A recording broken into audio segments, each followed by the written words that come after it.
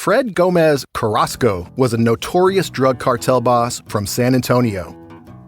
After years earning millions and running from the cops, Carrasco was serving a life sentence when he decided to break out of the Walls Unit, the oldest prison in Texas. Carrasco and two henchmen took over the prison library. They held teachers and librarians captive as Carrasco bartered for his freedom. Now there's only one way that these people will see the light again, and that's for you to cooperate. The standoff set off one of the worst hostage crises in American history, the 1974 Huntsville prison siege.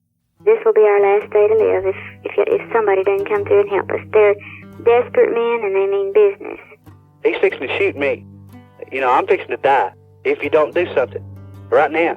And the rest of us in there are going to die too. These people don't have anything to lose and they're serious. And it's all on tape. Fred, the governor's on for you. The governor wants to talk to you. He can shove it. From Imperative Entertainment, this is Standoff.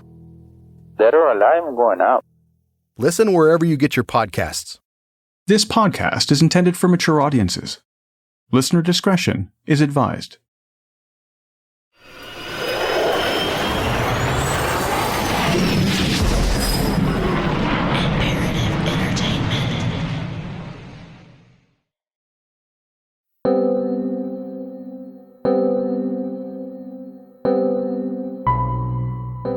On a gray, rainy morning, a white car drove up the driveway to a house in a quiet South Florida neighborhood.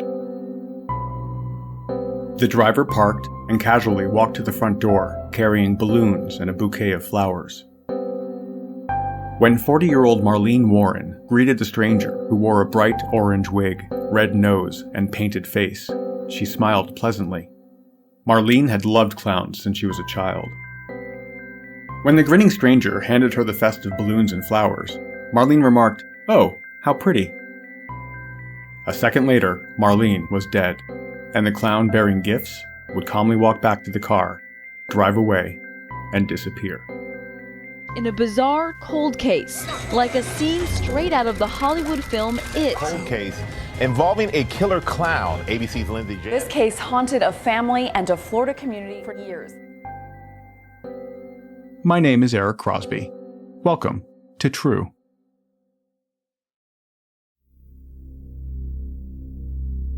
The affluent Aero Club neighborhood in Wellington, Florida, known for its celebrity residence, private airstrip, and exclusive golf courses, wasn't prepared for the disturbing scene about to unfold down the street.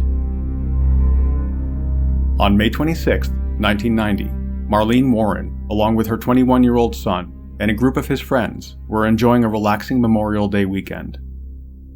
It had started to rain, and the winds had started to pick up, but otherwise it was a quiet and uneventful Saturday morning. It was nearing 11 a.m. when the white Chrysler LeBaron pulled up to the house.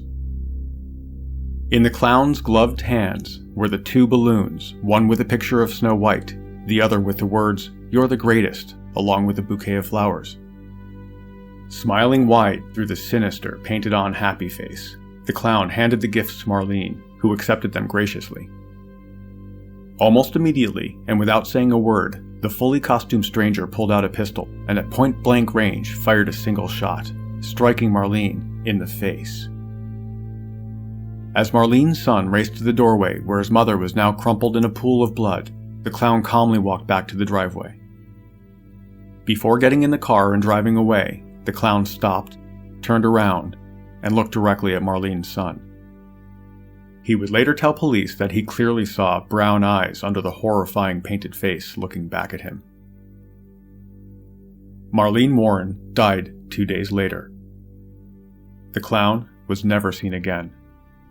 A very memorable, shocking, and bizarre crime that happened in this Wellington community, a very quiet, exclusive Wellington woman, Marlene Warren. A person dressed as a clown shot her after she opened her front door.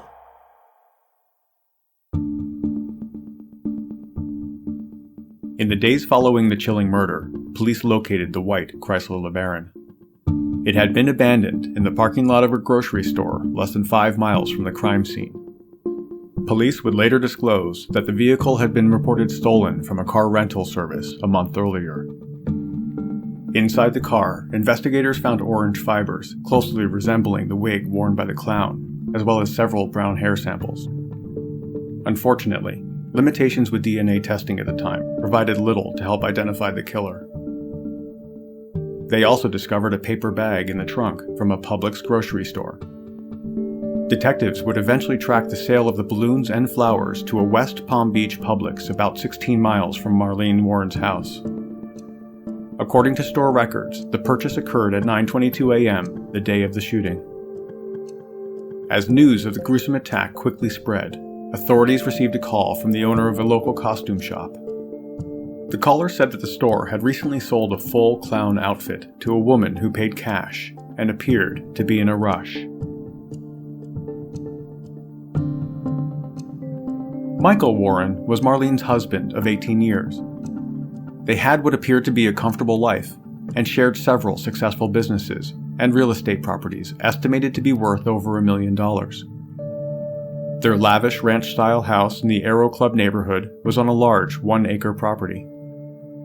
Michael ran their used car dealership and rental agency located in West Palm Beach, while Marlene managed the real estate, which included duplexes and apartment rentals. As the investigation dove deep, detectives quickly learned that despite their successes, things were not going well for the couple. They would uncover a number of reasons why Michael Warren would want his wife dead. First, their marriage was breaking down. Believing he was having an affair, Marlene told her parents that she planned to leave Michael. Despite Michael flatly denying the affair to investigators, authorities suspected it had been going on for some time. Second was the fact that Marlene was worth quite a lot to Michael. There was a sizable payout from the life insurance policy covering Marlene, and the businesses and real estate properties had all been in Marlene's name. With her gone, Michael would gain sole ownership of their assets. Her parents were quoted during an interview saying, if she would have left him, it would have cost him dearly. Almost as if she had foresight of the event, Marlene had confided to her parents that she worried Michael would one day kill her.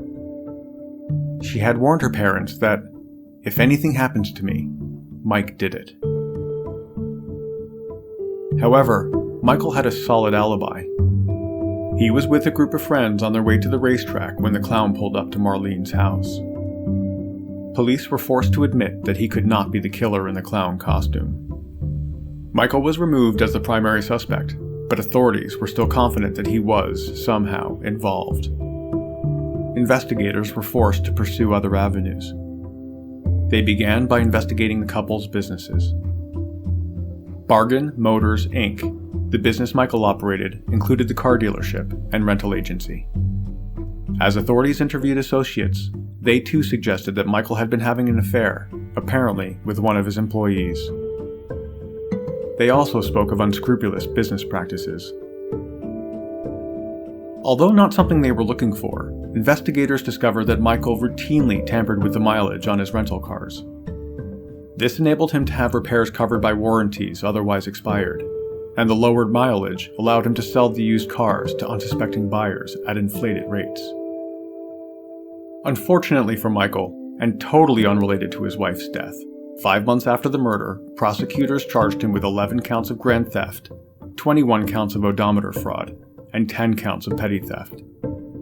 Michael Warren was found guilty in August 1992 of 43 felony counts. Michael faced a possible life sentence for these crimes, which seemed excessive to the judge. During the sentencing, the judge angrily reprimanded prosecutors and said it was a clear case of selective prosecution due to their failure to build a murder case. In other words, they couldn't build a case for the murder, so they were trying to send him to jail for something else. The judge was having none of it, and Michael was ultimately sentenced to 9 years in prison. He was released in 1997 after serving almost 4 years, and he quickly dropped from the public eye.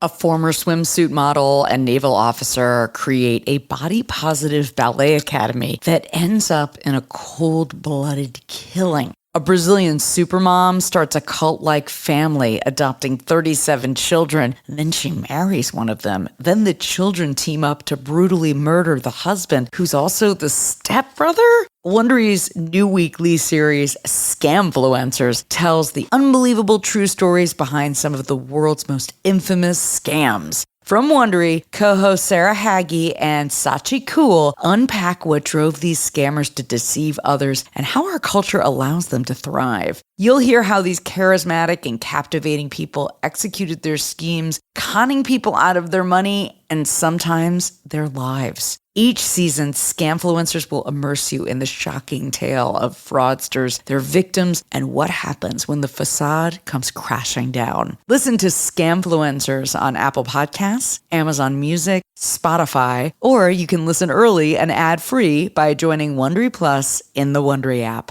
Geico asks, how would you love a chance to save some money on insurance? Well, of course you would. After all, who doesn't love a great deal, right? And when it comes to great rates on insurance for all the things in your life, Geico can help. Like with insurance for your car, truck, motorcycle, boat, and RV. Even help with homeowners, condo, or renters coverage. You could save even more with a special discount when you bundle your coverages. Plus, the easy-to-use Geico mobile app available 24-hour roadside assistance and more. And choosing to switch to Geico becomes an easy choice. Switch today and see all the ways you can save with great rates and discounts. It's easy. Simply go to geico.com to get a rate quote or contact your local agent and get started seeing how much you could save.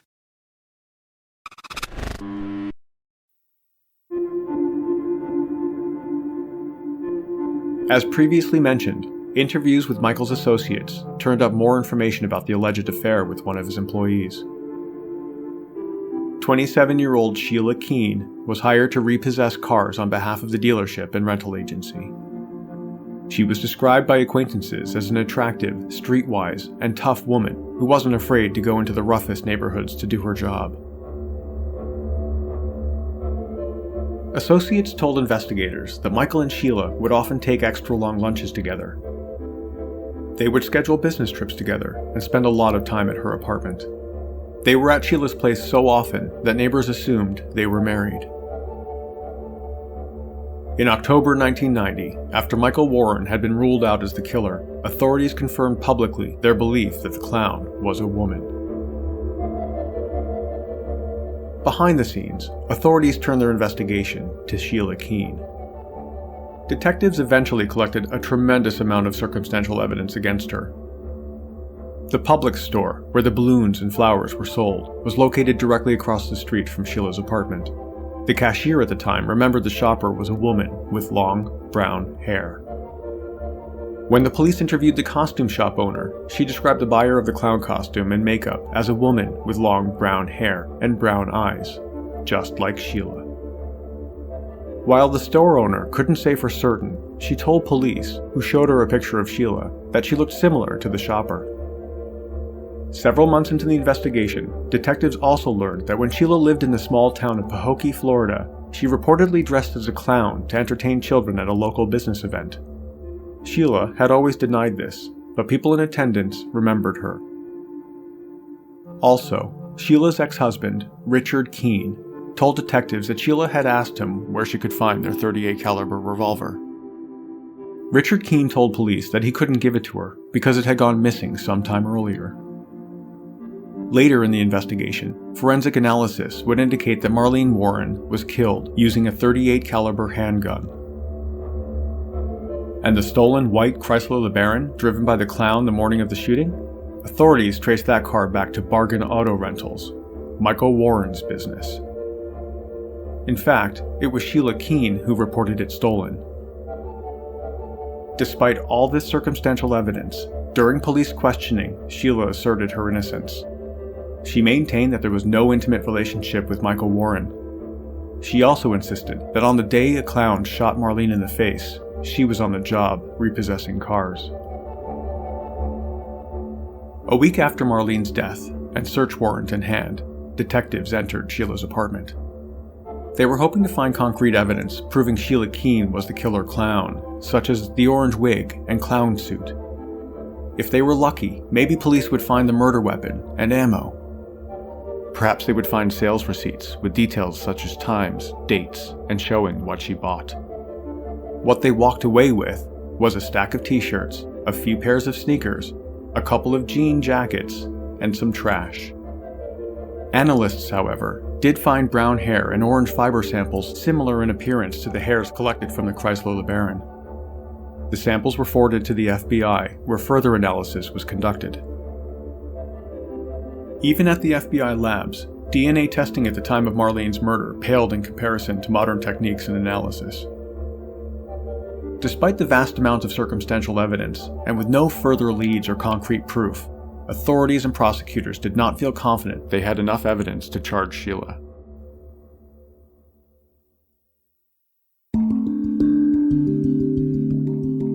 The weeks and months following Marlene Warren's murder turned into years. The clown was never caught. No one was ever charged. In 2000, the lead detective at the time of the killing, Bill Williams, was quoted saying, "We were hoping to get the state attorney to prosecute, but there was always some doubt as to who the trigger person was." He went on to say, "This case was a series of circumstances that pointed in one direction. Just because you can point the finger doesn't mean that you have enough to convict them." In 2002, 12 years after the clown gunned down Marlene, Michael Warren and Sheila Keane married. A couple of years later, in 2004, they moved to the quiet Blue Ridge Mountains of Washington County, Virginia, where they've lived quietly since.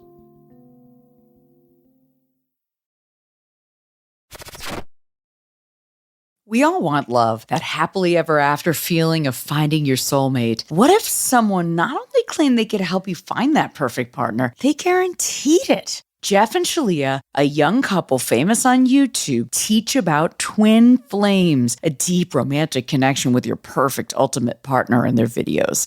It's a divine love. You're designed for no one else, and they're designed for no one else. But the path to finding your twin flame isn't so simple.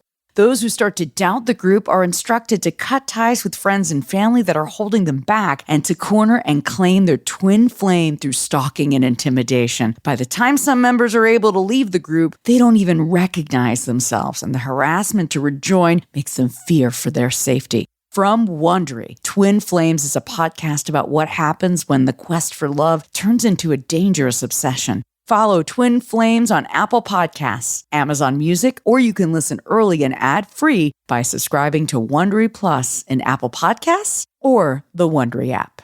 Fred Gomez Carrasco was a notorious drug cartel boss from San Antonio. After years earning millions and running from the cops, Carrasco was serving a life sentence when he decided to break out of the Walls Unit, the oldest prison in Texas. Carrasco and two henchmen took over the prison library. They held teachers and librarians captive as Carrasco bartered for his freedom. Now there's only one way that these people will see the light again, and that's for you to cooperate. The standoff set off one of the worst hostage crises in American history, the 1974 Huntsville prison siege.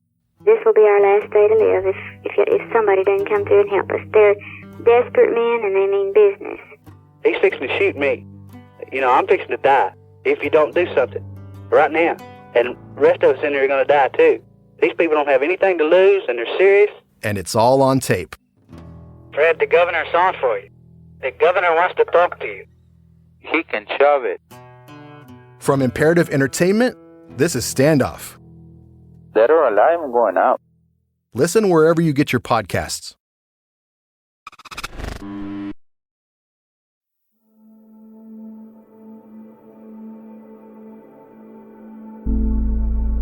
Almost 25 years after the clown's grisly murder terrified residents of the peaceful village of Wellington, officials announced that the now cold case would be reopened.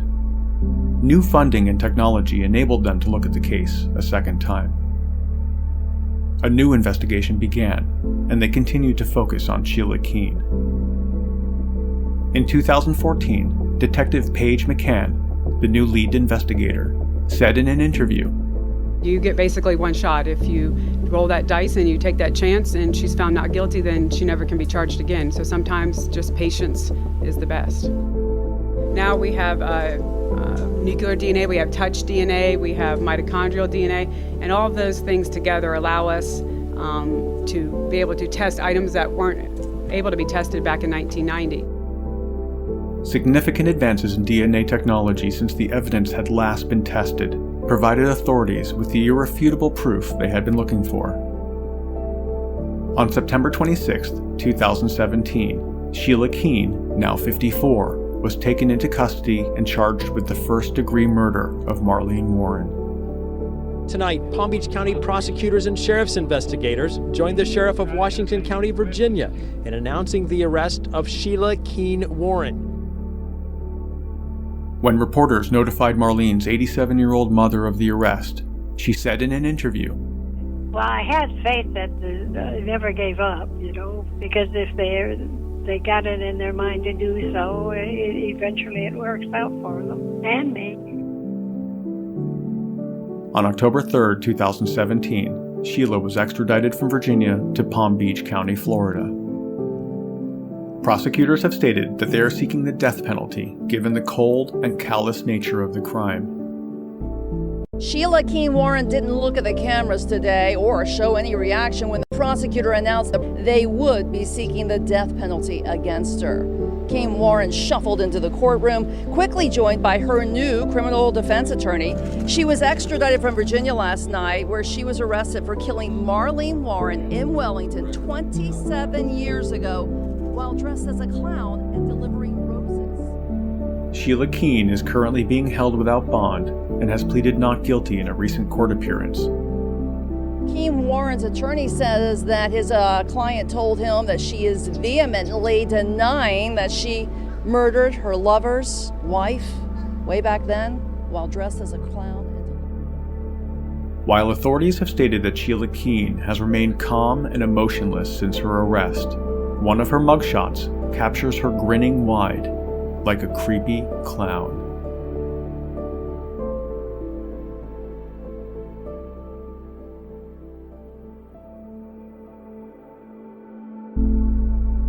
True is a production of Imperative Entertainment. This episode of True was researched and written by me.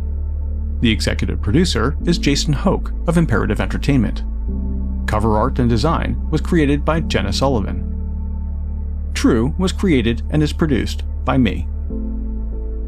Comments? Questions? Get a hold of us at podcasts@imperativeentertainment.com. A huge thanks for listening.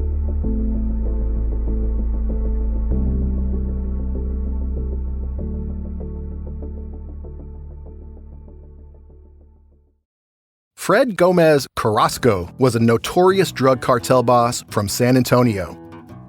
After years earning millions and running from the cops, Carrasco was serving a life sentence when he decided to break out of the Walls Unit, the oldest prison in Texas.